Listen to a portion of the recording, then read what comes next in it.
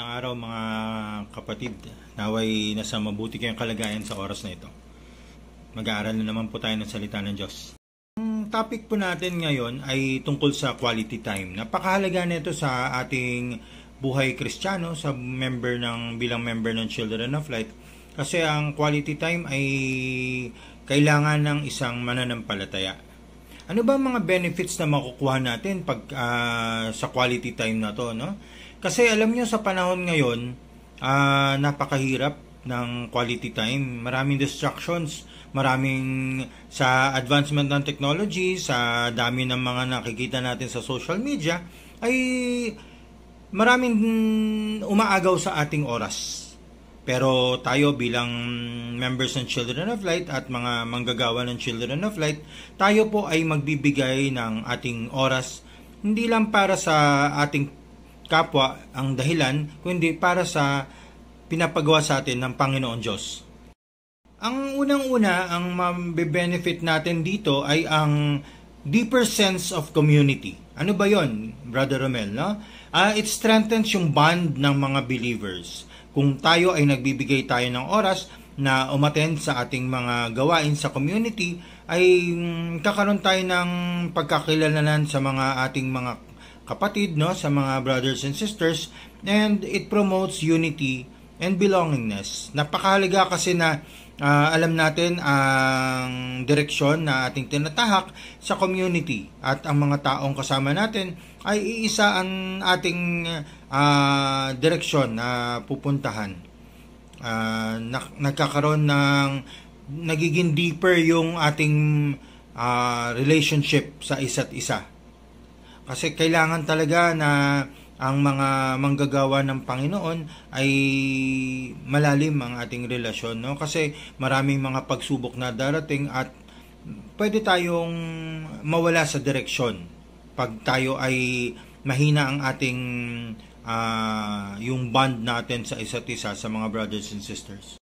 Ang second naman ang sa quality time, ba't mahalaga siya? Kasi it promotes spiritual growth. Dito tayo nag-grow. Lalo yung pagbibigay natin ng time na mag-aral, mag-attend ng mga gawain, mga prayer meeting, mga hapaghahayo. Dito mas nagiging deep yung ating buhay spiritual. Napakahalaga nito kasi ang ating pagbigay ng oras sa ating Panginoon ay nagsasabi tayo ng yes. We say yes to God na I agree, Lord, sa gusto mong ipagawa sa akin at binibigay ko ang aking oras para sa iyo. Napakahalaga nito bilang isang mananampalataya kasi ang oras natin ay mahalaga, no? Hindi na natin maibabalik ang oras natin kung kailan malakas tayo, marampat na tayo ay mag-serve, no, kay Lord. Kasi pagka kinuha na sa atin ni Lord yung lakas ng katawan na yan ay wala na sa atin, hindi na tayo pwedeng magsisi na hindi ka nakapag-serve. Kasi alam nyo po, yung pagbibigay mo ng oras kay God ay may mga kapalit na mabuting blessings, no, sa atin, maaring sa ating health, sa ating mga financial needs, sa mga hinihiling natin. Kaya ang pagbibigay natin ng oras ay may kapalit din ng mga blessings sa atin si Lord. Isa pa, ang mabe-benefit natin sa quality time sa ating community na binibigay natin ang oras natin kay Lord ay ang emotional support. Kasi pag lagi tayong present at nagbibigay tayo ng oras sa ating Panginoon through Children of Light community, nandyan yung mga kapatid natin who can provide a safe space for us and sharing our struggles, no? Kunyari may mga mabibigat kang problema, nandiyan dyan ang brothers and sisters para ipanalangin ka at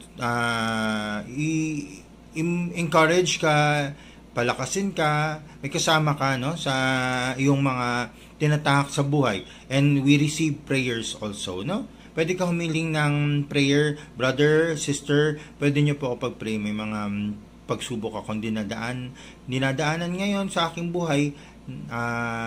Nandiyan dyan ang ating mga brothers and sisters. And yung moral support, napakahalaga niya, no? Kasi ngayon pagka wala tayong, alam mo, maraming nagbe-breakdown yung mga mental health kasi wala silang family na nagsusupport sa kanila, lalo pa wala silang community na nalalapitan nila. Kaya tayo, napaka-blessed tayo kasi meron Children of Light tayong nalalapitan for encouragement, prayer, and support. Kaya patuloy natin ang pagbibigay ng quality time sa ating Panginoon. And lastly, ang benefit natin ay ng quality time sa community, ang quality time na binibigay natin kay Lord through Children of Light ay ang outreach and evangelism. Nagkakaroon tayo ng opportunity and chance na makapag-share ng salita ng Diyos and to serve God. Kasi ang community was made to spread the word of God and to serve our Lord Jesus Christ, and para mas maraming makakilala sa Kanya at maramdaman ang pagmamahal ni Jesucristo. Alam niyo po, isang tuwing magsaserve po tayo, tuwing mabibigyan tayo ng pagkakataong magbigay ng panalangin, mag-serve, ay isang malaking blessing. Kasi darating yung panahon ng paghuhukom, nahaharap na tayo sa ating Panginoon Diyos, ay pwede natin tong maging hagdan paakyat sa Kanya. At masasabi natin, Lord, my life has, ends now, pero nagawa ko lahat ng service kasi binigay ko yung quality time ko sa pagsaserve sa'yo, sa pinapagawa niyo po sa akin. Kaya, pagka dumating yung time na tayo po ay haharap na sa ating paghuhukom, ay masasabi natin na nagawa natin ang quality time for the Lord at binigay natin ang ating oras upang tayo'y mag-serve sa Kanya.